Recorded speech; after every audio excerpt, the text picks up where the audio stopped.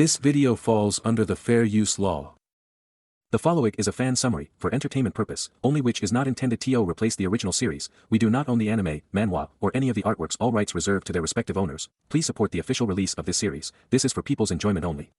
This video is not meant to infringe any of the copyrights. Our story begins in a kingdom named Antares, in the capital city of Rifenhardt, which was about to burst into flames before a beautiful sunrise. Flames raged everywhere, and black clouds of smoke rose into the air. Amidst the smoke, one could see the largest building in the capital, consisting of two towers standing closely together, holding a sphere high above in the middle. In the midst of all the chaos and flames, a demon-like creature roared loudly throughout the entire capital. Its skin was purple, and its sharp teeth protruded from its mouth. Its appearance boded no good, and one could practically see its agony. With its claw-like feet, which also had a purple hue and seemed as if their skin was dissolving from their feet every second, the demon-like creature stomped on the ground, hitting a few people who were trying to fight against it. However, both the struck people and the repulsive creature were not alone, and both sides had comrades by their side. The demons were quite large, towering over the houses of the burning city. Besides the demon at the shrine, there were two others present as well. One took the form of a lion, but also had demon-like purple skin and a bone skull in place of its normal head. Next to it was a green frog, also fighting against the people and staring at them with hatred in its large orange eyes. The humans were significantly smaller than the demons. However, their armor was clean white with classic golden and red accents. Some of them carried sword and shield, while others attempted to fight the demons with a large, heavy hammer. A commander of the humans, also wearing magnificent armor and positioned on a horse at the edge of the battlefield, recognized that the human forces, initially numbering 2 million, had suffered a great defeat due to the military might of the evil demons.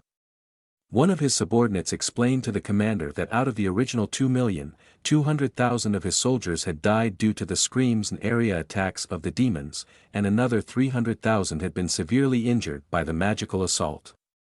Yet the commander remained calm. Before him, many flags of other nations flew high above the battlefield. And he declared that while the evil demon king may have ruined the land and inflicted pain upon many nations, bringing much misery to the world, his wickedness would end here and now, as the true heroes would now bring him to his knees. The soldier who had just announced a more precise number of losses stated that all of this was thanks to the wisdom of His Majesty. In the heart of the demonic headquarters of Gerak, one could almost believe they were standing in a sanctuary of mankind.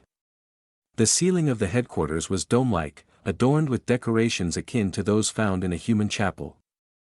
Beautiful intricate patterns with golden accents adorned the walls, with a small aperture at the top allowing one to marvel at the beautiful daytime or nighttime sky.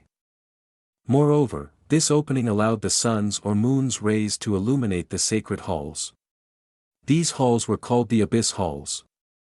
One of the heroes mentioned by the commander on horseback was the hero Alex von Hallion, a young man with blonde hair, blue eyes, and armor befitting a hero.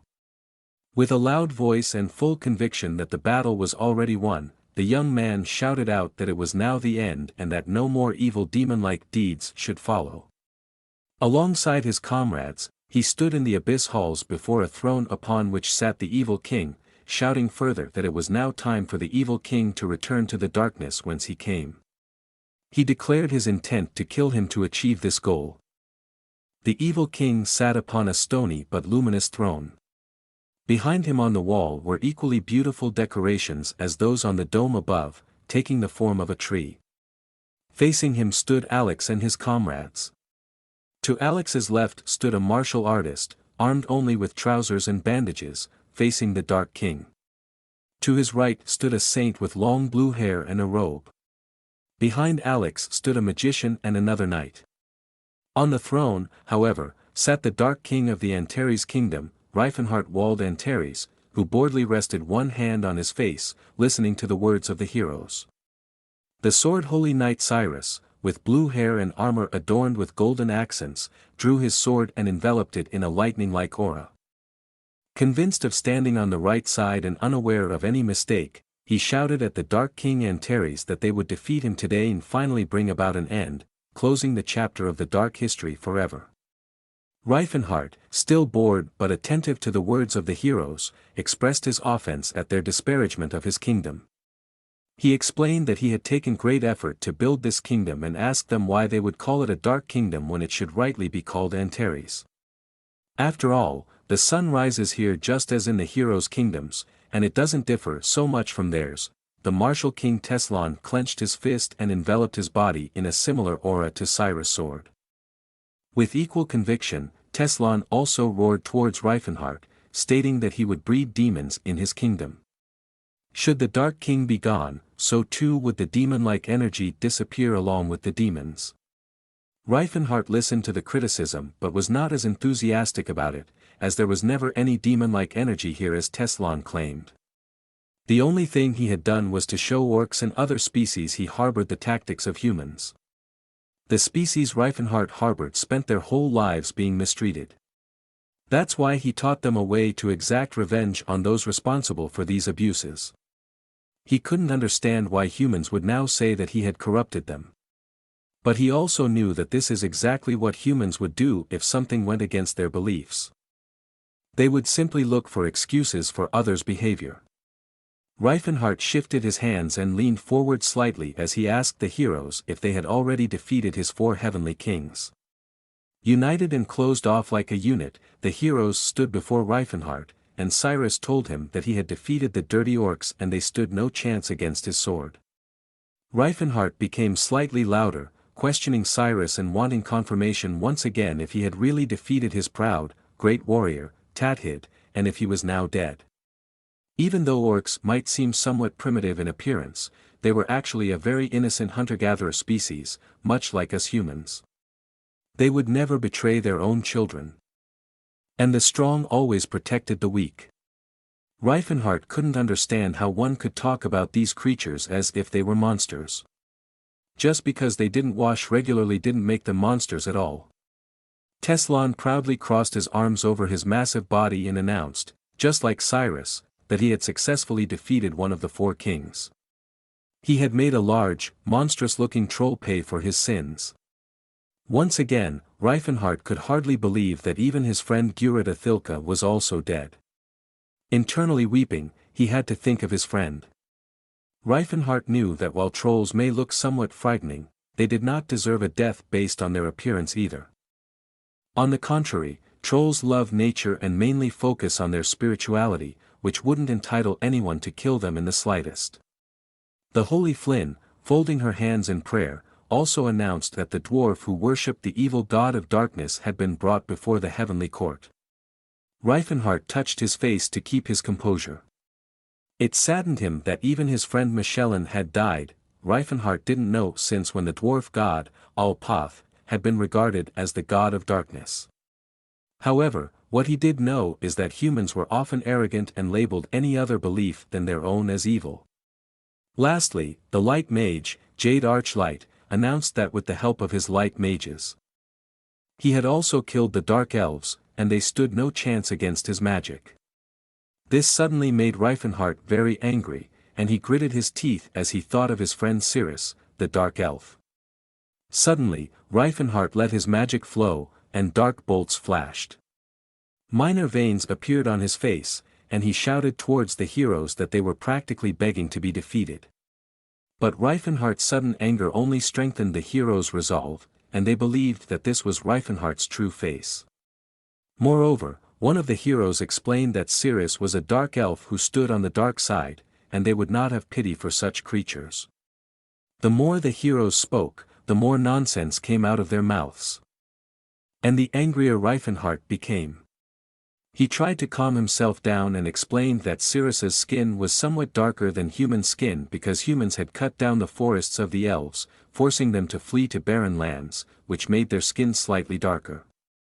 Rifenhardt couldn't understand how they could treat a normal pure-blooded high elf like a dark elf just because their skin was somewhat darker than normal. However, the heroes were not willing to be enlightened and remained stubborn in their beliefs. Each of them prepared to defeat Rifenhardt. Some enveloped their weapons in an aura, and the mages prepared to unleash their magic. However, Rifenhardt also prepared to avenge the death of his friends at the hands of the heroes. As his magic took over his body and he prepared for battle, a black tear ran from his eye. He found it regrettable that the heroes didn't listen to him, yet he had no choice now but to defend himself. Alex declared that Rifenhardt would bear the blame. If he hadn't used his malevolent power, which had tainted the monsters, those monsters wouldn't have fallen to the dark side and would lead a normal life as their species was destined for. This stubborn statement from Alex further convinced Rifenhardt that the heroes wouldn't listen. He continued to unleash his magic, which flashed around his body in the form of black bolts. Similarly, one could see the purplish mana in the air, for the heroes or the rest of humanity.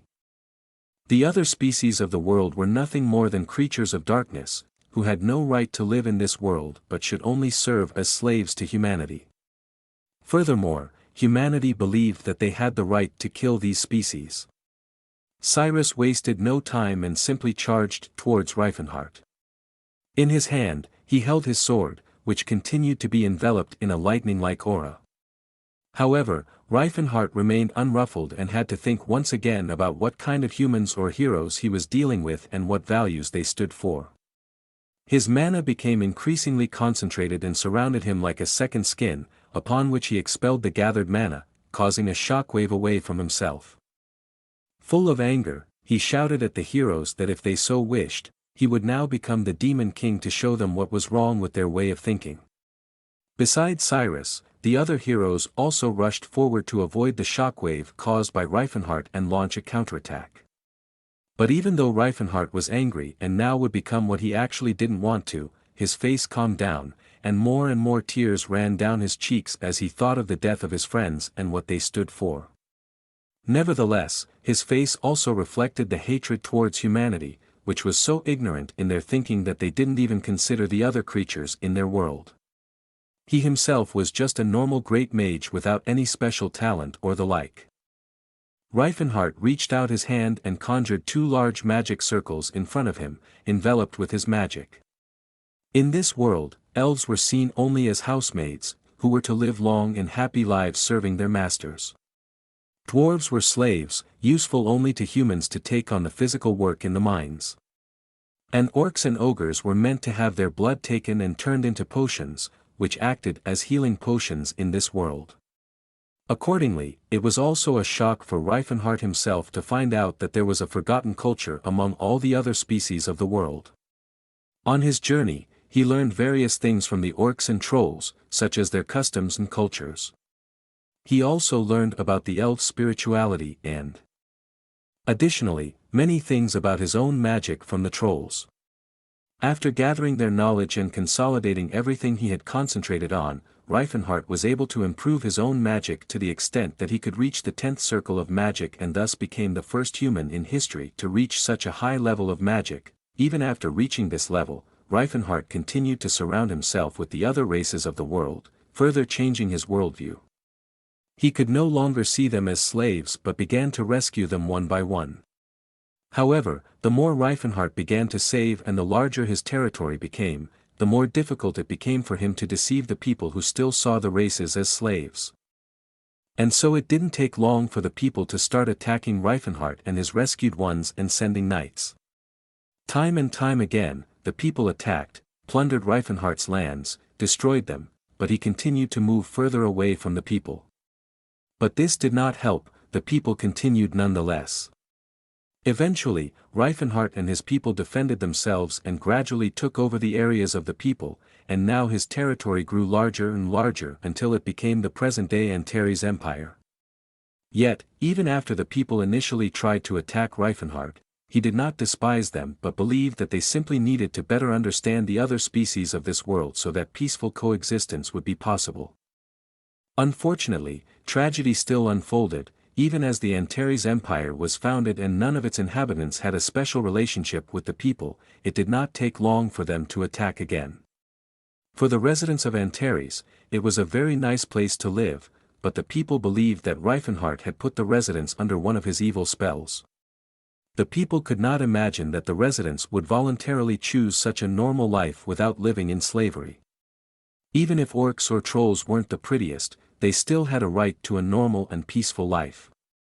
Therefore, Rifenhardt still could not understand why the people harbored such resentment against his subjects and friends that they deserved death. The magic circles that Rifenhardt had created transformed into mana and flew towards the heroes to attack them. It was now up to Rifenhardt, the last survivor of Antares, to defend this empire. The blonde-haired hero was the first to take a direct hit, resulting in a serious injury. This direct hit was so strong that he was thrown far back by the recoil and was immediately incapacitated.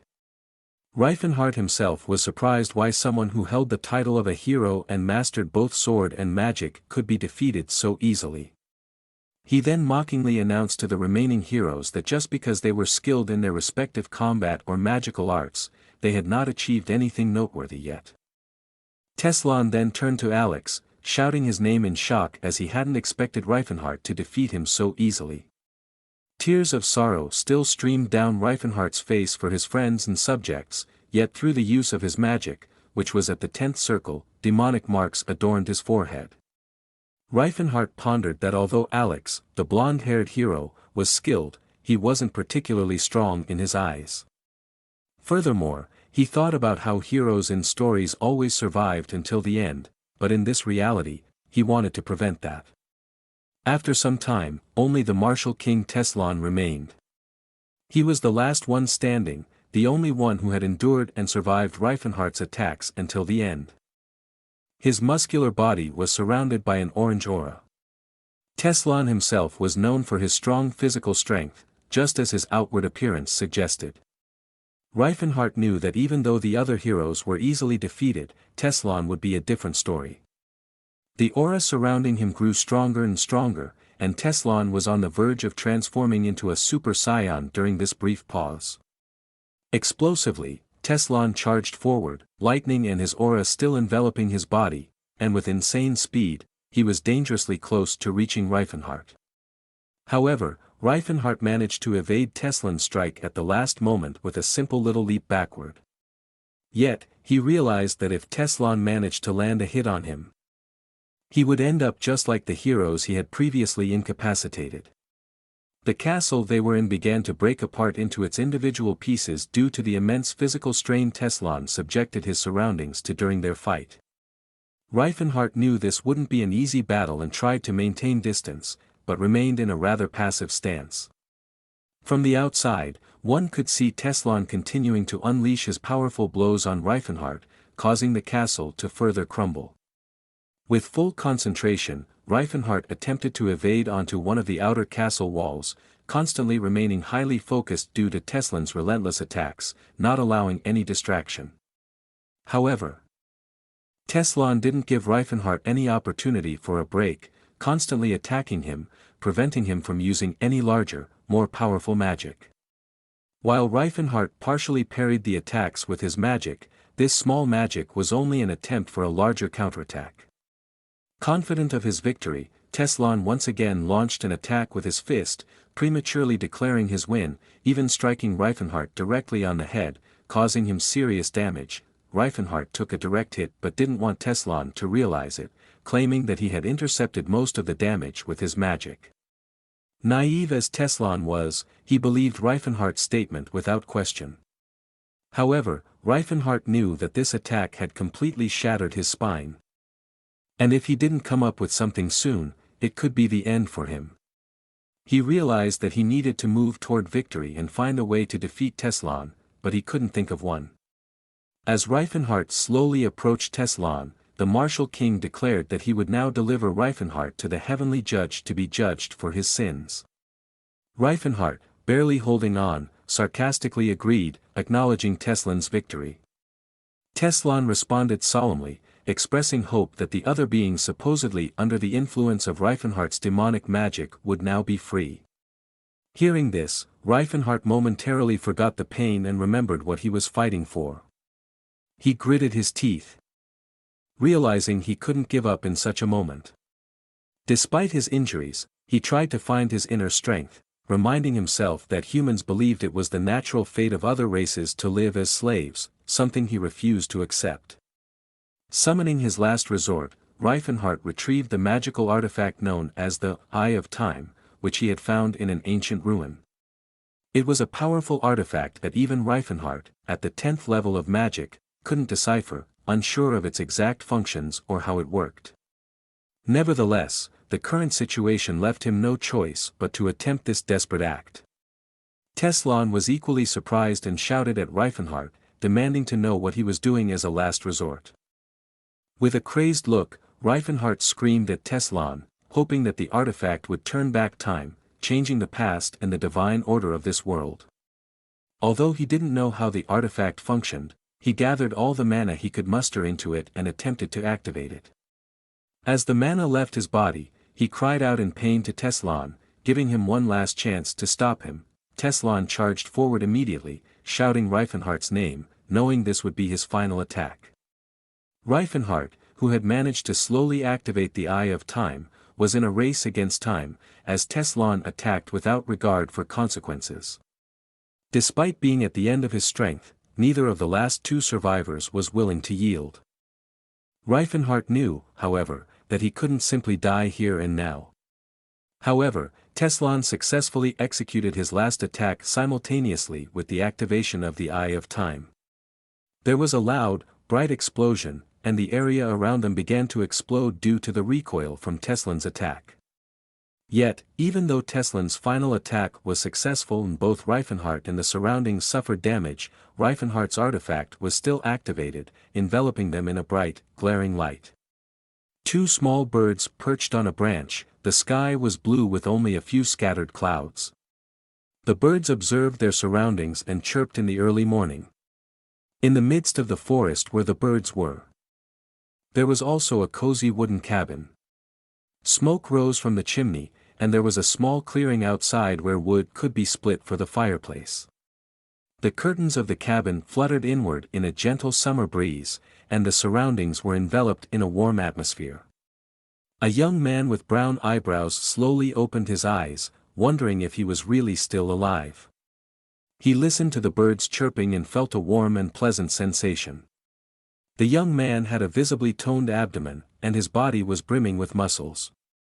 He wondered if the time rift caused by the artifact had really worked, even though he hadn't even deciphered the spell halfway. He knew he was a genius in this field. But he hadn't expected such success. Wondering what time he was in, the young man continued to sit up and looked out through the curtains into the sunny day. As he scratched his ear lightly, the young man, who resembled Teslan from the future, wondered how old he was in this timeline. The brown-haired young man placed his muscular foot on the ground and then stood up properly. Now he realized that he was blessed with a special physical physique, one that most other young men would kill for. Due to this fact, he wondered what body he was in now, as it apparently wasn't the actual body he wanted to be reincarnated into. He looked down at his body, observing his hands, wondering what all these calluses could be and why this body was completely scarred and covered in muscles. Although many young men would envy such a body, the young man with brown hair found it disgusting, as a mage usually only needed magical abilities, and a six-pack in a magic fight was usually completely useless. The brown-haired young man was Rifenhardt, who remembered that in his old body in his younger years, he had seduced the girls himself, and even as his body aged, he had made several elves cry because of his good looks and the fantasies the elves had about what they would do with such a body. As Rifenhardt looked at his new body in a mirror, which was also in the room where he woke up, he wondered again why his body sported such a dumb face. He also wondered where his old body had gone and why his new body resembled that of a statue. Furthermore, he wondered what exactly had happened when the Eye of Time unfolded its magic. He wondered if the time travel spell had failed and if that was why he was reborn in a random body of another man. If this were the case, he was also unsure if this was really the past, considering it might be the present and he had only swapped bodies. Rifenhardt examined his face in the mirror more closely, the thick brown eyebrows, the yellow teeth, the chin shape, the mouth, the large body, and the brown hair. As Rifenhardt continued to scrutinize himself in the mirror and draw more and more comparisons to the person he had in his head, a sudden realization struck him. and he was shocked to realize that his current body was that of the former Martial King Teslan. As fate would have it, at that moment exactly, that name echoed from outside into the room where Rifenhardt was. Reflexively, still shocked by his current realization, he turned towards the voice. Another large, bearded, muscular man, clad only in pants and shirtless, stood in the doorway, cheerfully announcing that the sun was already high in the sky on this beautiful day. This slightly older, muscular man was much larger than Rifenhardt and just fit through the entrance door of the wooden cabin. The gray-haired, tall, muscular man asked Rifenhardt in dismay what he was still doing in the cabin at this hour and why he wasn't already outside in the forest. With a smile on his face, he placed his hands on his hips and informed Rifenhardt that today was a beautiful day. Rifenhardt, still overwhelmed by the current situation, was even more confused by the sudden appearance of this old, muscular man than he already was. As he looked at the tall man, he wondered if the person could be a monster. The tall, muscular man leaned forward thoughtfully towards Rifenhardt and asked him why he was staring at him as if he were seeing him for the first time today. Rifenhardt explained to the tall man that he was serious about the question and really didn't know who this gray-haired man was. However, the gray-haired man didn't take Rifenhardt's question very seriously and dismissed it as an excuse from him. He also spoke to Teslan, unaware that Rifenhardt now inhabited this body, and explained that Teslan should know that such an excuse wouldn't work. With his large hands, he grabbed Rifenhardt's head and pulled him along behind him. The tall man joyfully announced that it was time for training and that he was looking forward to it very much. His face beamed as if he had been waiting for this all day long. He still considered Teslan his student and had no idea that the real Teslan was no longer in his body, but Rifenhardt now inhabited it. Rifenhardt quickly realized that the tall, gray-haired man must be Teslan's teacher and that at this time, he was supposed to be the strongest martial artist of all time. His name was Gerard Protes. Before Rifenhardt knew it, in Teslan's body, his master had tied him to a tree with several ropes and forced him into hellish training. Completely desperate and screaming loudly, Rifenhardt called out to his master, begging him to listen and saying something important. But Master Gerald was annoyed by all the screaming, so he simply gagged Rifenhardt with another cloth, preventing him from making any understandable sounds. Once this was done, Gerald took a bamboo stick in hand, ready to begin the training at last. When Rifenhardt saw this, another expression of panic spread across his face, and he became even more frantic than before. His eyes bulged with fear. And sweat of terror streamed down his face as he watched his master strike him with full force in the stomach with the bamboo stick he had picked up. Since Rifenhardt still had his mouth gagged, the cries of pain he would have liked to let out couldn't be heard, but the tears running down his face showed that the powerful blow from his master hurt him significantly, and a few droplets of saliva flowed from his mouth due to the sudden pain. Rifenhardt, still in shock from the pain, had a red mark on his stomach where Gerard's blow had landed, and he wondered about the unorthodox training method. But before Rifenhardt could think further about it, Master Gerald continued with the training, relentlessly striking Rifenhardt without giving him a moment to recover. While enduring all the blows, Rifenhardt had to think of Cirrus and the possibility that this might be the end of his life, and that he might die from the beatings he was currently enduring. As Gerard continued to train his student, he noticed that something was wrong with Rifenhardt's hand in Teslan's body. It felt too soft, and he wondered why it felt so strange. For a brief moment, Gerard really thought his student had amnesia, but that thought quickly vanished. His training program was quite simple, it was just pure hard training. Those who underwent this training should not become so weak from a slight memory loss that they had to stop the training. Gerard remembered that he himself had lost his memories a few times in the past while undergoing this training. Thinking about it, he smirked slightly because the only conclusion Gerard drew from it was that he could make his hellish training even harder, and that Rifenhardt would certainly feel better after such training and might even regain his memory. So Gerard increased the strength and speed of his blows immensely. Despite enduring the blows only with pain in his new body, Rifenhardt inwardly pleaded for help. Meanwhile, Gerald explained that humans were weak and that this was why they resorted to weapons. Furthermore, he stated that humans had weak physical bodies and relied only on weapons and armor. Rifenhardt couldn't help but wonder why his master referred to humans as dumb just because they were smart enough to use tools. This angered his master even more, and he yelled even louder than before, though in my eyes, this hardly seemed possible. Gerald explained to his student that the use of tools was an excuse from people who couldn't assess and overcome their own weakness, and that a true martial artist would overcome their weakness so as not to rely on tools. Rifenhardt couldn't help but think that this was the simplest but also the dumbest explanation he had ever heard in his life. Full of anger, Gerald continued to explain that humans were like steel, and the more you hit a person, the stronger they would emerge. However, Rifenhardt strongly disagreed and wondered where humans had any resemblance to steel. But even though he could probably come up with good arguments to counter Gerald's explanation, Rifenhardt was not able to do so at the moment and had to reluctantly submit to his master's methods. Gerald's grip tightened again, and he firmly grasped his bamboo stick with full force, preparing to strike his student again.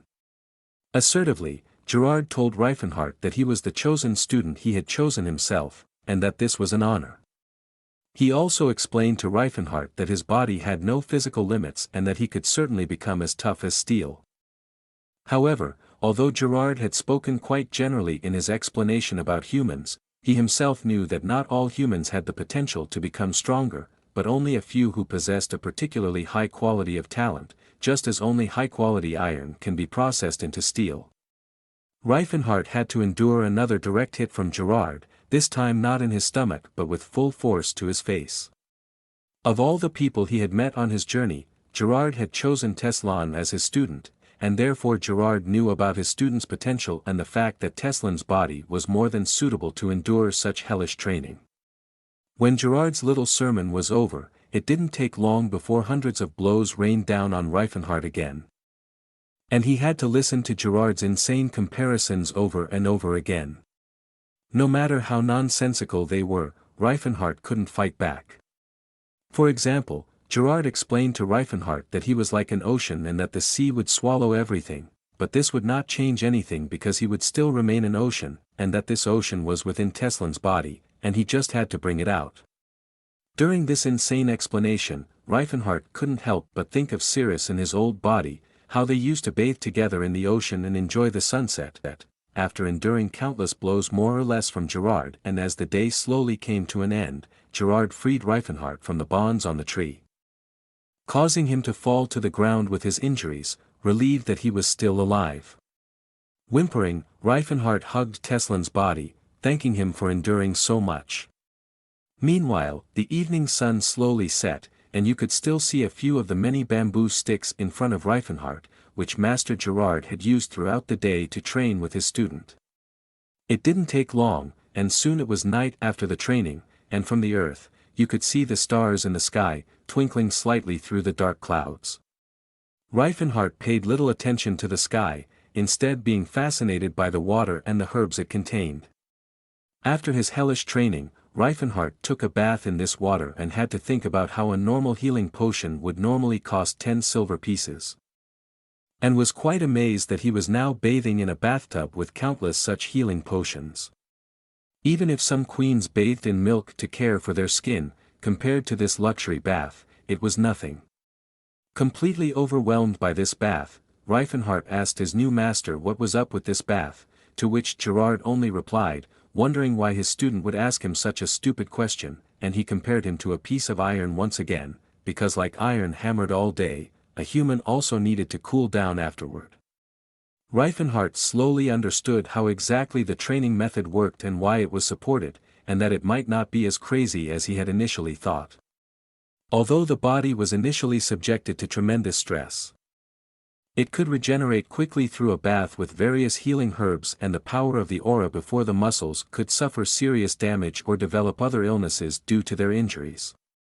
Rifenhardt had personally fought against Teslan in the past and knew exactly what his body was made of, and therefore he was sure that Teslan had also undergone this hellish training just like him at this moment. Rifenhardt immersed himself in the healing bath up to just below his eyes and was now sure that he was in the past. As he watched the moon through a small window, he wondered what was happening to his actual body in this past. He wondered if his younger self would also exist in this timeline and if two souls could exist simultaneously in one dimension. If this were the case or not, Rifenhardt had two hypothetical scenarios in mind. The first scenario was that he was from the future now in Teslan's body, but also his soul from the past was stuck in his past body. The second scenario Rifenhardt pondered was that only Teslan's soul was in his younger body. However, he didn't have much time to dwell on it because it didn't take long before Gerald overwhelmed Rifenhardt again, this time by serving him a very large portion of meat, which he ordered him to eat entirely. As he commanded his student to do so, he laughed heartily and took the fact that one should eat such a huge portion of meat quite lightly. For him, it was no longer unusual to consume such an amount. Gerald also explained directly that an overworked body resulting from his extreme training naturally needs important and particularly many nutrients, which could be satisfied by eating such a large portion of food. Rifenhardt did not contradict Gerald but sat down immediately and began to consume the portion as his master wished. After this training step was completed, one might think that after such hellish training, a break would take place, but Master Gerald had a different opinion and, along with Rifenhardt, started the next training method to digest the large amount of food directly. Rifenhardt was heavily burdened with a very large backpack on his back, climbing a large mountain together with Gerald. But when they reached the top, the training continued immediately, and Gerald forced Rifenhardt to do a few push-ups with only one finger while wearing the heavy backpack. Rifenhardt still found this training quite challenging, even though he now had such a muscular body, he still had to visibly exert himself more with each exercise. Gerald noticed this as well and asked Rifenhardt if he was already exhausted from the few meters they had run up the mountain and advised him to train a little more in the mornings to compensate for his weakness. The next exercise Rifenhardt had to do was to hang upside down on a branch on the steep rock face and do a few sit-ups there with the heavy backpack. As he hung there and executed this exercise in fear of his life because literally his life depended on it, he once again pondered how much longer he would have to endure this hellish training. After Rifenhardt mastered this exercise even in the face of death, Gerald granted him a brief respite, and Rifenhardt fell half unconscious, completely exhausted, into his bed. His face was chalk white, and his soul almost left his body, he was so exhausted. His face was completely dry, and his eyes were as dry as the morning fried egg. At this moment, Rifenhardt became acutely aware once again that he was now in Teslan's body, into which he had been reincarnated. Subsequently, our protagonist crouched in a corner, where he had also begun a small tally of how many days he had been enduring this hellish training and how long he had been trapped in his new body. Rifenhardt also wondered about the effects of his body swap with Teslan and whether and how he had already changed the past since being in this body. Additionally, Rifenhardt wondered what would happen if he were to encounter his other body with this one and what impact it would have on his soul. Every soul is unique. This is an immutable rule upon which the world is built. Should one break this rule, it is possible that the soul may cease to exist thereafter. Rifenhardt, now in Teslan's body, knew that his former self would only become active at the age of 10 and then would begin his training as a magician.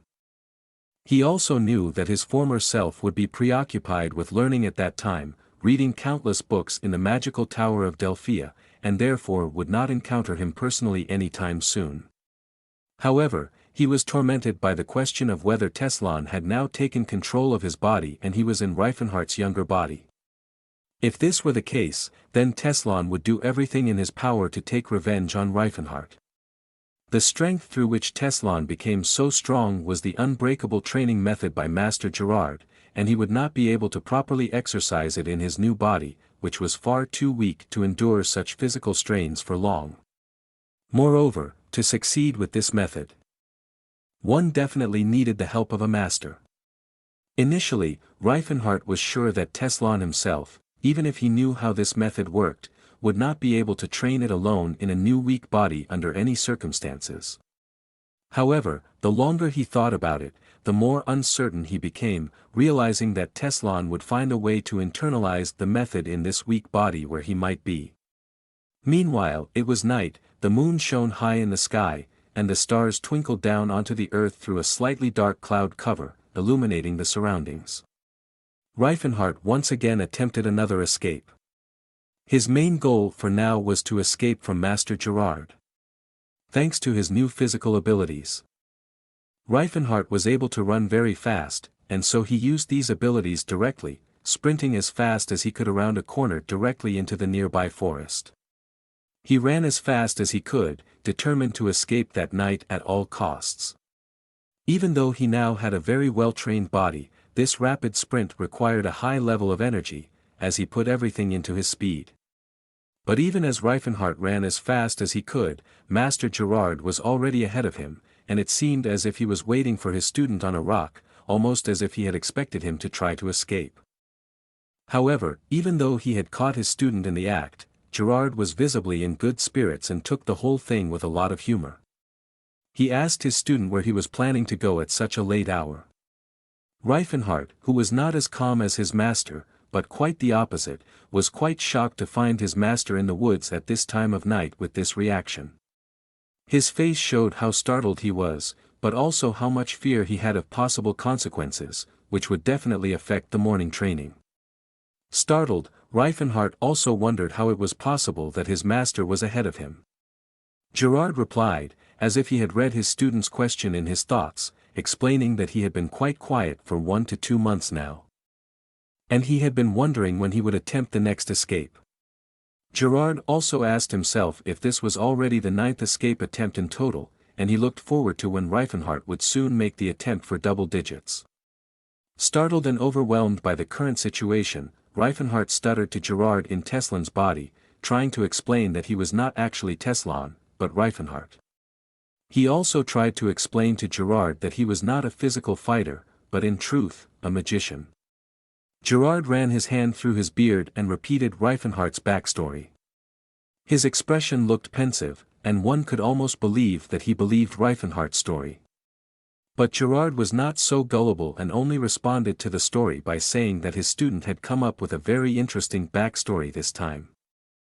Rifenhardt's face was startled again, and you could see the disappointment in his eyes as he realized that his master did not believe his story. Gerald also explained that his last story was about being a reincarnated person from another world who had talked to dragons and gods there.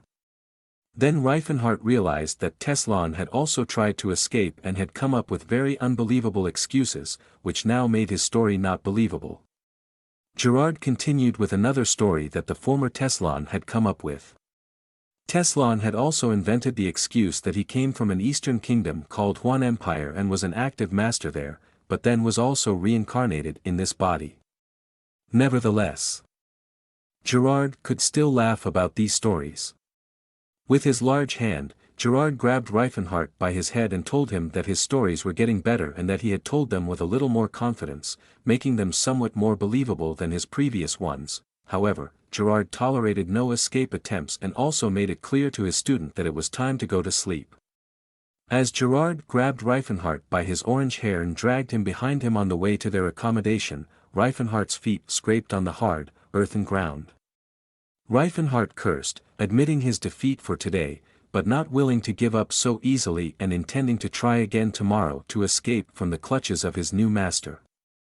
As he repeatedly had to admit that his escape attempt today had failed and he was being dragged behind Gerald, which showed clear signs of pain, evident through tears in his eyes and the painful gritting of his teeth, our protagonist realized that he would not give up so easily.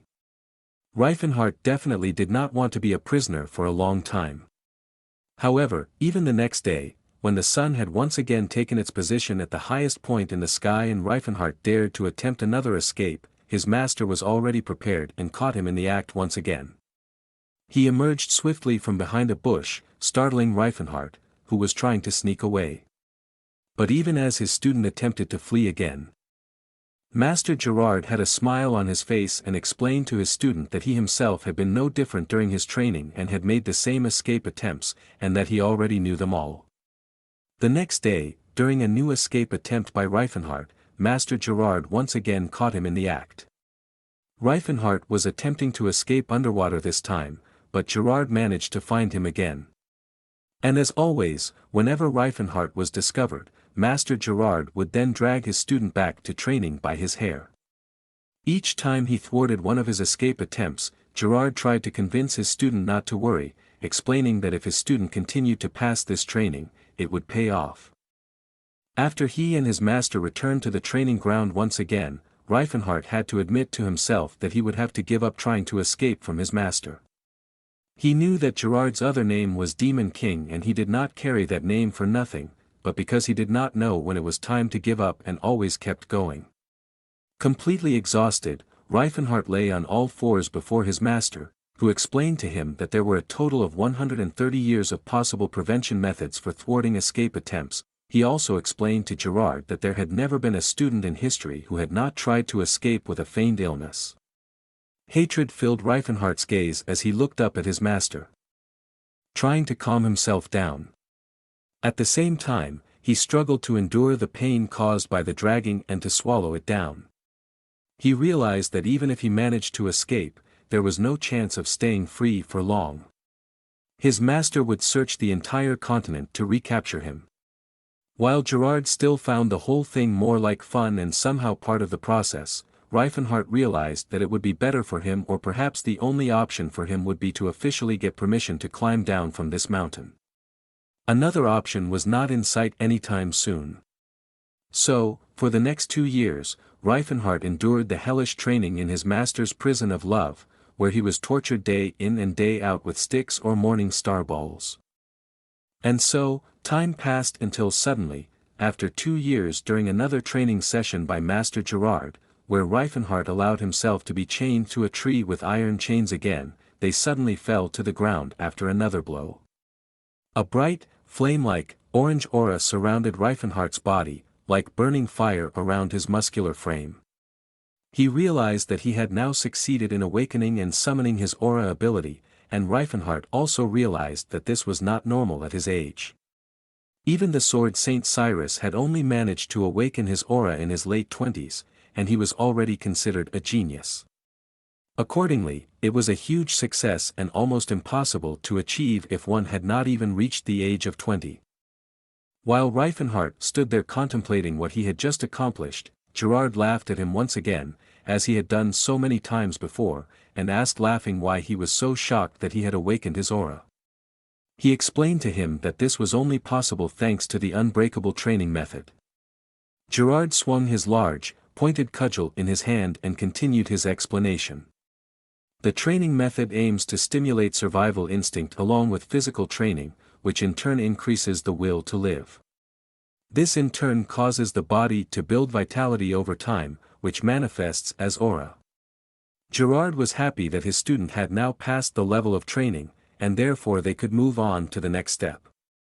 Since he no longer needed his cudgel, Gerald threw it aside with a light, smooth motion of his hand and told Rifenhardt that they would now move directly to the next training session.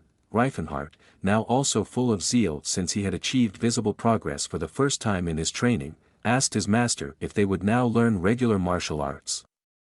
Because this would mean that he could soon leave this mountain. Gerald's laughter became more intense. He was also eager for the next training step with his student. So he clenched his fist, raised it just below his broad grin, and unleashed his aura. It was also flaming orange and wrapped around his body, but unlike Rifenhardt's. Gerald's aura expressed a certain hardness. Gerald's tone of voice changed slightly, and he said to Rifenhardt in a serious and stern tone that the next training stage would be to spar one-on-one with him. When Rifenhardt heard this, his confidence that he wouldn't have to endure pain in his training faded, and he knew that the next stage of his training would be much more painful than the one he had just completed. Without hesitation, Gerald didn't waste any time and then punched with his aura-covered fist towards Rifenhardt, hitting the ground, causing a gigantic cloud of dust to rise. Rifenhardt had to endure the sparring and endless fights for the next 3 years to finally complete Master Gerald's training. Arriving in the present, our story takes place amidst a vast mountain landscape. As far as the eye could see, the snow sparkled white from the mountains, blending their peaks with the clouds. This mountain range was located in the Vasily Kingdom in the southern region, and it was named the Larchid Mountains. The mountains were uninhabited, and not many ventured into such terrain. However, amidst these mountains was a beautiful waterfall. The water originated from a spring directly in the mountains. It was icy cold and crystal clear. Rifenhardt, who had trained under Master Gerald's supervision for the past 5 years, stood focused in front of the waterfall, maximizing his breathing. To his left and right, the water cascaded down the steep slope, splashing on the rocky ground. Having reached the maximum of his concentration, Rifenhardt suddenly channeled a large amount of aura into his fist. The fruits of his training were immediately evident. The aura he channeled into his fist was incomparable to what he had awakened 3 years ago in the middle of his training. It was stronger and harder. 3 smaller rings of aura formed around his fist, enhancing the aura even further, and Rifenhardt executed his technique, Calamity Horn. With the help of the immense aura and some momentum from his hips, Rifenhardt prepared to strike the wall of the waterfall with full force. This was at the mercy of the blow and immediately gave way. From bottom to top, the mountain wall broke apart into its individual pieces. After the strike, our protagonist calmly exhaled, trying to reduce the tension in his body to a minimum. Rifenhardt pondered whether his maximum of 3 aura rings at the beginning of his strike was the maximum he could achieve in his current state. He realized that if he wanted to unleash an even greater destructive force with his strike, he would have to continue working on himself and training further. Over the past 3 years, Rifenhardt had accepted his fate and taken Master Gerald's training more seriously. As a result, Rifenhardt tried to master a technique called Calamity Horn. This technique involved shifting the user's entire strength to a point in the body. Because the aura outwardly resembles a horn, it was nicknamed Calamity Horn. Rifenhardt stood before the defenseless wall that he had previously struck with this technique and admired the result, which was reflected in a large hole. However, Rifenhardt was not entirely satisfied with what he had wrought with this blow. He had to constantly think about how to improve this technique and how to achieve the level of charging the blow to channel 4 of the aura rings. The maximum number of rings that can contribute to amplifying the strike is 9 in total. However, even in the past, Teslan could only channel 7 of these rings in combat against Rifenhardt. Even Master Gerald could only channel 8 of them at the current time. According to rumors, someone might be able to channel all 9 rings for the Calamity Horn, allegedly granting them the ability to even kill a god. Rifenhardt then took a short break from his training and turned away from the mountain with the waterfalls to look into the valley. He contemplated that Master Gerald would only release him once he managed to channel a 4th ring and that his master was currently away. Gerald was planning to run some errands in a small village. Rifenhardt had to consider that a few years ago, he would have immediately seized this opportunity to attempt an escape.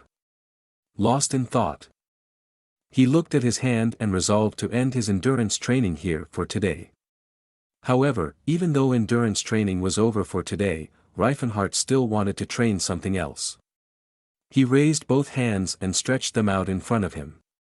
This time, he did not channel aura but tried to give shape to some mana between his hands. Rifenhardt stood there with his muscular body, attempting to concentrate while gathering mana. Speaking an incantation, he then unleashed the wind sphere made of mana with a fluid hand motion towards a nearby tree to gauge its penetrating power.